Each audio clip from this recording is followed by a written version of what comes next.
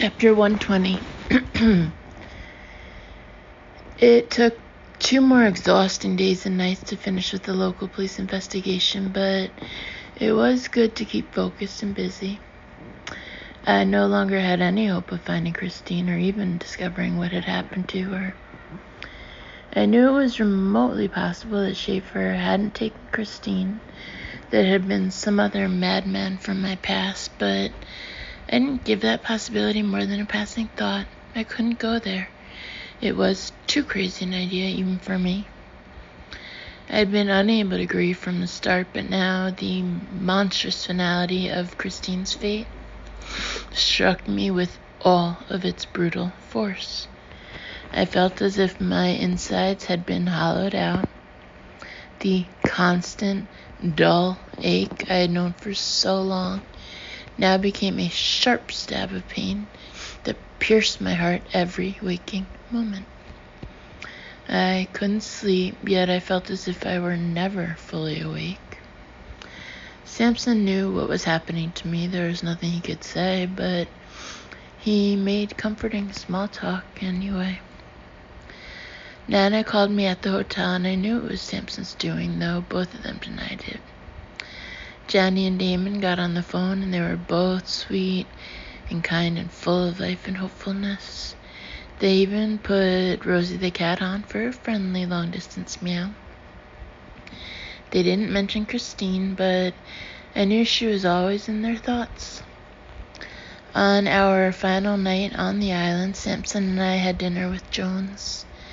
We had become friendly with him, and he finally told me some facts he had previously withheld for security reasons.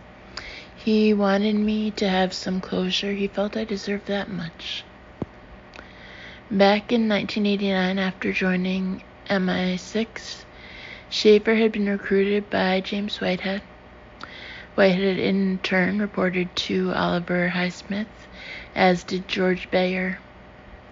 Schaefer performed at least 4 sanctions in Asia over the next 3 years. It was suspected, but never proved, that he, Whitehead, and Bayer had also murdered prostitutes in Manila and Bangkok. These murders were obviously the precursors to the Jane Does and to the game itself. All in all, it had been one of the worst scandals in the history of the security service, and it had effectively been covered up. That was how Jones wanted to keep it, and I had no worthwhile objection. There were already more than enough unfortunate stories to keep people cynical about their governments. Our dinner broke up at around 11, and Jones and I promised to keep in touch.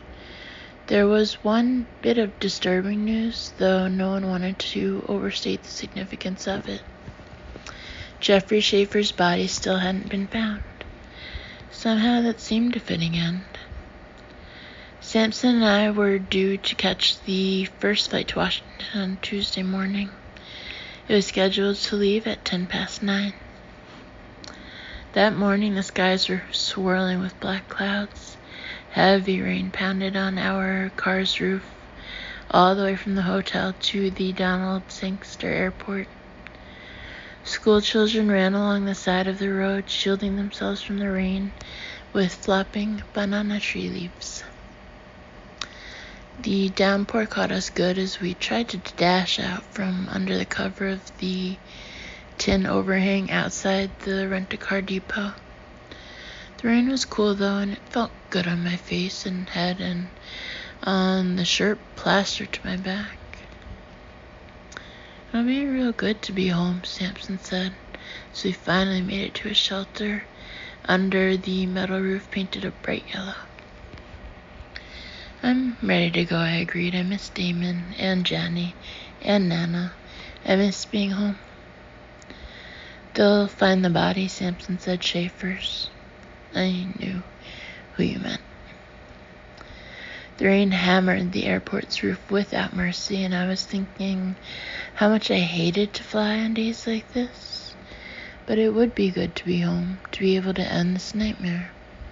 It had invaded my soul, taken over my life.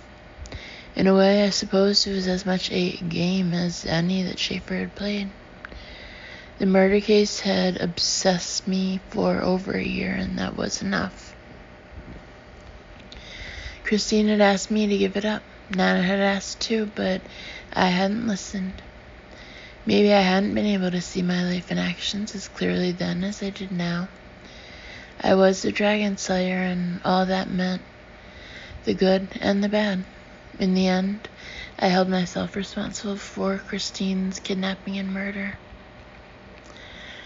Samson and I walked past the colorful concession stands without any real interest, barely a passing nod. Street hawkers called higglers were selling wooden jewelry and other carvings, but also Jamaican coffee and cocoa. Each of us carried a black duffel bag. We didn't exactly look like vacationers, I was thinking. We still looked like policemen. I heard a voice calling loudly from behind, and I turned back to look at the commotion coming up from the rear. It was one of the Jamaican detectives, John Anthony, shouting out my name in the noisy terminal running our way. He was several steps ahead of Andrew Jones, who looked powerfully dismayed. Jones and Anthony at the airport? What on earth was happening now? What could possibly have gone wrong? The weasel? I said, and it came out like a curse. Samson and I stopped to let them catch up with us. I almost didn't want to hear what they had to tell us. You have to come back with us, Alex. Come with me, Jones said, slightly out of breath. It's about Christine Johnson. Something's turned up. Come. What is it? What's happened? I asked Jones, and then turned to Detective Anthony when the Englishman was slow in answering. Anthony hesitated, but then he said, We don't know for sure. It could be nothing at all. Someone claims to have seen her, though. She may be here in Jamaica after all. Come with us. I couldn't believe what he had just told me. I felt Samson's arm wrapped tightly around me, but everything else seemed unreal, as in a dream. It wasn't over yet.